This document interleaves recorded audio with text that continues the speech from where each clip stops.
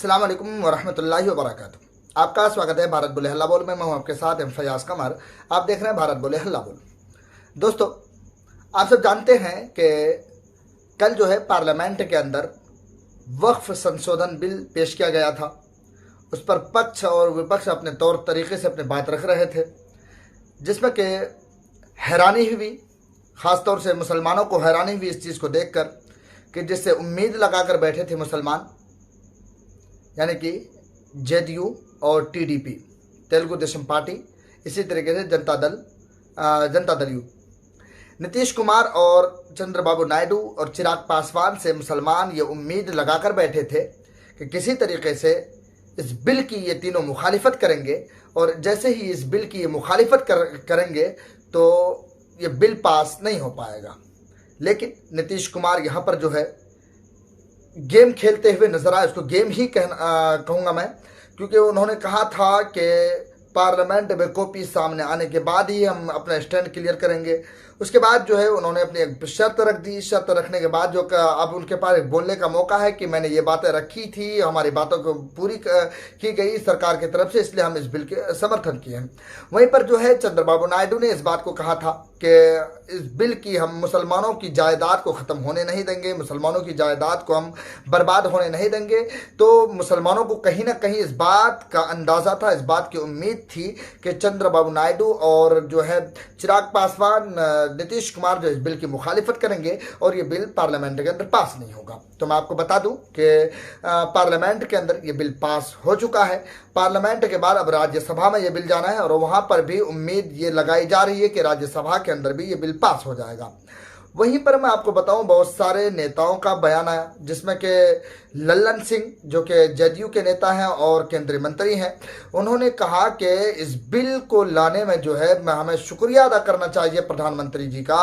प्रधानमंत्री जी की तारीफ होनी चाहिए कि इस बिल की हिफाजत के लिए जो है प्रधानमंत्री ने ये कदम उठाया, तो काबिल मुबारकबाद है। वहीं पर जो है जगदम्बा पाल जो है उन्होंने भी बात कही। उन्होंने कहा कि हम चाहते तो इस बिल को पार्लियामेंट के अंदर पास कर सकते थे, यानी कि हमारे पास इतनी बहुमत थी, इतनी बहुमत हमारे पास है, उसके बावजूद भी हम डायरेक्ट पार्लियामेंट के अंदर पास नहीं किए। ज्वाइंट पार्लियामेंट कमेटी बनाई, जेपीसी बनाई, उसके बाद वहां पर जो है बिल को पेश किया गया, कई सारे संशोधन हुए, कई सारे राय भी रखी गई। तो तमाम चीजें हम करके ही इस बिल को पास कर रहे हैं, ताकि किसी धर्म को लेकर, किसी चीज को लेकर से बात नहीं। वहीं पर विपक्ष जो भी निशाना साधा, विपक्ष जो है अखिलेश यादव सामने आए, इसी तरीके से इमरान मसूद सामने, इकरा हसन सामने आई, बैरिस्टर असदुद्दीन ओवैसी आए, तमाम जो विपक्ष के नेता थे तमाम लोग इसके सामने आए और इस बिल की पुरजोर मुखालिफत की। तो मैं आपको बताऊं, अखिलेश यादव का भी एक बयान सामने। अखिलेश यादव ने कहा कि आखिर भारतीय जनता पार्टी करना क्या चाहती है, नरेंद्र मोदी की सरकार आखिर मुसलमानों की वक्त जायदाद को क्यों छीनना चाहती है। इसी तरीके से बहुत सारे सांसद, जो इकरा हसन जमकर बोली। इकरा हसन का कहना था कि मैं माइनॉरिटी समाज से आती हूँ, इस बिल में कहीं भी मुस्लिम महिलाओं के लिए कोई फायदा नहीं है, कोई फायदा हमें ऐसा नहीं दिखता है जिससे मुसलमानों को इस बिल में फायदा हो।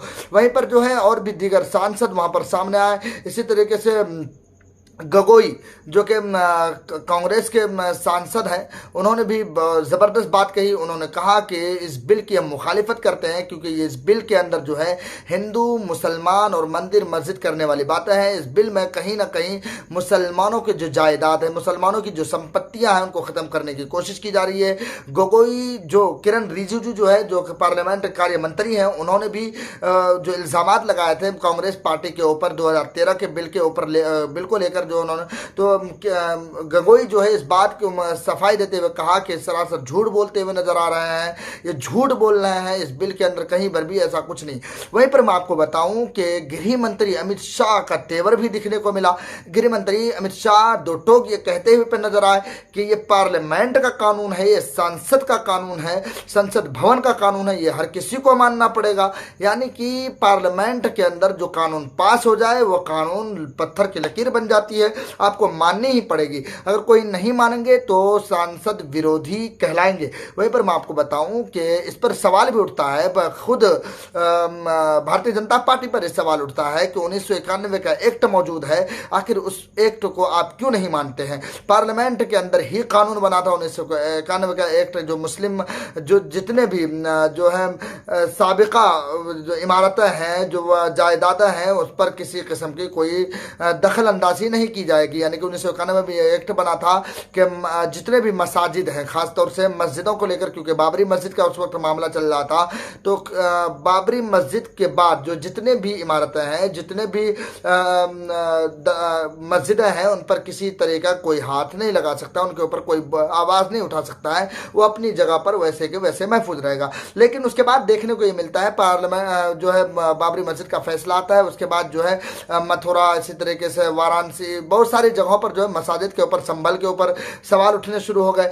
तो जब आप एक कानून को नहीं मानते हैं तो आप इस बात को कैसे कह सकते हैं कि जो कानून पार्लियामेंट अगर बन जाता है तो हर किसी को ये मानना पड़ेगा, ये भारतीय सरकार का कानून है, ये मानना पड़ेगा। मैं आपको बता दूं कि जिस कानून में अगर दूसरे को मुखालिफत हो तो उस कानून को नहीं माना जा सकता।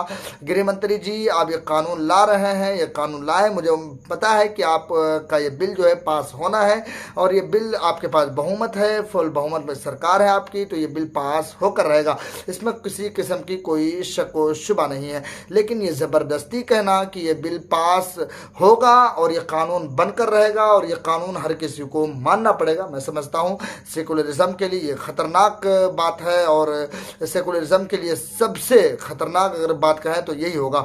आपके क्या ख्याल इस पूरे वीडियो के बारे में? आप अपना कीमती राय जो हमारे वीडियो के कमेंट सेक्शन में जरूर बताएं। फिर मिलते हैं अगले वीडियो में। शुक्रिया। अस्सलाम वालेकुम व रहमतुल्लाहि व बरकातुहू।